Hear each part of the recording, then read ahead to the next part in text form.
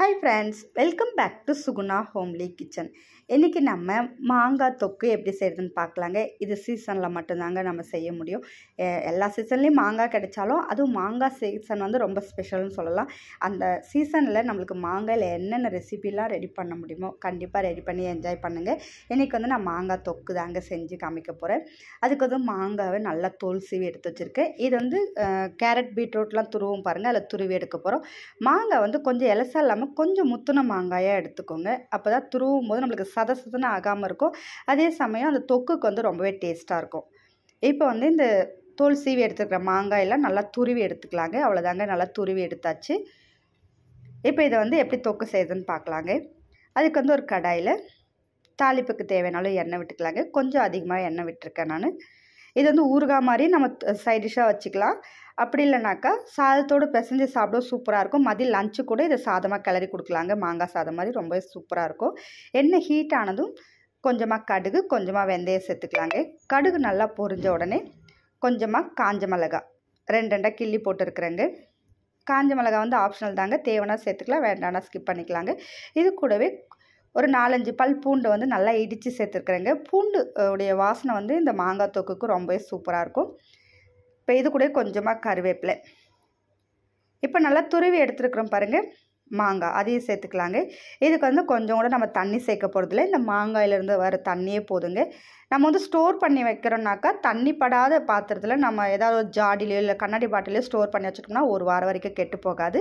இது வந்து நான் ஸ்டோர் பண்ணி வைக்கிறதுக்காக இன்றைக்கி ரெடி பண்ணலை, சாதம் கிளற போகிறேன். இது 2 நாள்லேயே எங்களுக்கு சீக்கிரமாகவே காலி ஆகிடுங்க. அது இல்லாமல் கொஞ்சம் ஃப்ரெண்ட்ஸுக்கெல்லாம் கொடுத்தோன்னா சீக்கிரமாக காலி ஆகிடும். நீங்கள் ஸ்டோர் பண்ணி வைக்கிறதுனாக்கா நல்லெண்ணெயில் செஞ்சு வச்சுக்கோங்க. அதே மாதிரி கைப்படாமல் ஏதாவது ஜாடியில் போட்டு வச்சிட்டிங்கனாக்கா ஒரு வாரம் வரைக்கும் கூட கெட்டு போகாதுங்க.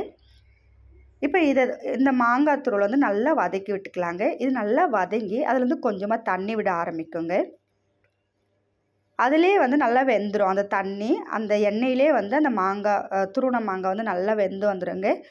அவ்வளோதாங்க, நல்லா வதக்கி விட்டாச்சு. இப்போ இது கூடவே தேவையான அளவு உப்பெல்லாம் சேர்த்துக்கலாம். ரொம்ப புளிப்பு மாங்காயாக எடுத்திங்கனாக்கா மாங்காய் தொக்குக்கு வந்து அந்த அளவுக்கு நல்லா இருக்காது. லைட்டாக புளிப்பு இருக்கிற மாங்காவாக எடுத்துக்கோங்க. அதுதான் வந்து இந்த காரம், உப்பு, கொஞ்சம் இனிப்பெல்லாம் சேர்க்க போகிற தொக்குக்கு வந்து ரொம்ப சூப்பராக இருக்கும். ரொம்ப புளிப்பு மாங்காயாக எடுத்திங்கனாக்கா நம்ம எவ்வளோ காரம் உப்பெல்லாம் சேர்த்தாலும் அதுக்கு வந்து பேலன்ஸாகவே இருக்காது, சாப்பிடும் அந்த டேஸ்ட் வராது. அதனால் ரொம்ப புளிப்பு மாங்காயாக எடுக்க வேண்டாங்க. இப்போ தேவையான அளவு உப்பு, தனி மிளகாய் தூள் சேர்த்துருக்குறேன். இது எல்லாத்தையும் சேர்த்து மசாலாவுடைய பச்சை வாசனை போகிற அளவுக்கு லோ ஃப்ளேம்லேயே வச்சு நல்லா வதக்கி விட்டுக்கோங்க. இப்போது அந்த மசாலாவோடு சேர்ந்து அந்த மாங்காயை நல்லா வெந்த பிறகு எண்ணெயெல்லாம் நல்லா பிரிஞ்சு வருங்க. அந்த அளவுக்கு நல்லா லோ ஃப்ளேம்லேயே வேக வச்சு எடுத்துக்கோங்க. கொஞ்சம் கூட தண்ணி சேர்க்கக்கூடாதுங்க. இப்போ கடைசியாக கொஞ்சமாக வெல்லம் தட்டி சேர்த்துக்கலாம். உங்களுக்கு வந்து இந்த இனிப்பு டேஸ்ட் பிடிக்குன்னா நீங்கள் வெல்லம் சேர்த்துக்கலாம். அப்படி வேண்டான்னா நீங்கள் வெல்லம் ஸ்கிப் பண்ணிக்கலாங்க. அவ்வளோதாங்க, நம்மளுக்கு மாங்காய் தொக்கு சூப்பராக ரெடி ஆகிடுச்சு. இந்த வெல்லமும் கரைஞ்சி அந்த மசாலா அந்த எண்ணெயோடு சேர்ந்து நல்லா அந்த எண்ணெயெல்லாம் மேலே பிரிஞ்சு வரும் பாருங்கள். அந்த அளவுக்கு நல்லா லோ ஃப்ளேம்லேயே வச்சு நல்லா வேக விட்டுக்கலாம். அவ்வளோதாங்க, நம்மளுக்கு மாங்காய் தொக்கு சூப்பராக ரெடி ஆகிடுச்சு.